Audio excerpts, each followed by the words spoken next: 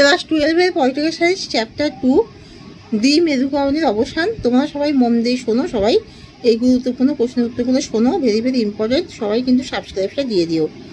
Soviet রাশিয়ার উত্থান কখন সংঘটিত হয়েছিল? 1917 খ্রিস্টাব্দে। বিশ্ব রাজনীতিতে দ্বিমেরুকরণের অবসান কখন ঘটে? 1917। কবে ঘটে দ্বিমেরুকরণের অবসান ঘটে? 1991 সালে। 1991 সালে।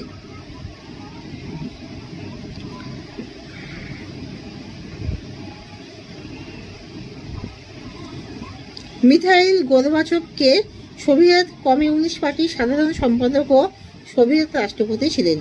সোভিয়েত ইউনিয়নের উত্তরসূরি কোন রাষ্ট্র হয়েছিল? রাশিয়া। কোন দল সোভিয়েত রাশিয়া শাসন করেছিল? Communist party. সোভিয়েত রাশিয়ার পতনের চূড়ান্ত তাৎক্ষণিক কারণ কি ছিল?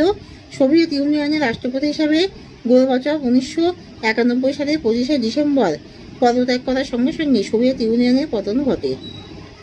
সোভিয়েত রাশিয়ার পতনের পর একমাত্র শক্তিধর দেশ হিসেবে কোন রাষ্ট্রের উত্থান ঘটে? আমেরিকা যুক্তরাষ্ট্রের। CIS এর সম্পূর্ণ নাম কি? Commonwealth of independent states. Soviet union কোন আদর্শ দ্বারা পরিচালিত হয়েছিল? সাম্যবাদী আদর্শের দ্বারা। কোন বছর ওয়ারশ চুক্তি ভঙ্গ হয়েছিল? 1989 সালে। কোন দেশ ভেঙে পড়াকে দ্বিতীয় বিশ্ব ভেঙে পড়া বলে জানা যায়? Soviet union. কোন দেশ ভেঙে যাওয়ার পর শীতল যুদ্ধের সমাপ্তি ঘটেছিল? Soviet union. কোন বছর রাশিয়ার রাষ্ট্রসংঘে USSR এর আসনটি হস্তগত করেছিল? 1992 সালে। USSR এর কতগুলি ইউনিয়ন বা গণরাজ্য ছিল? 15টি। বলশেভিক কমিউনিস্ট পার্টির প্রতিষ্ঠাপক কে ছিলেন? Vladimir Lenin. রাশিয়ার প্রথম নির্বাচিত রাষ্ট্রপতি কে ছিলেন? Boris Yeltsin.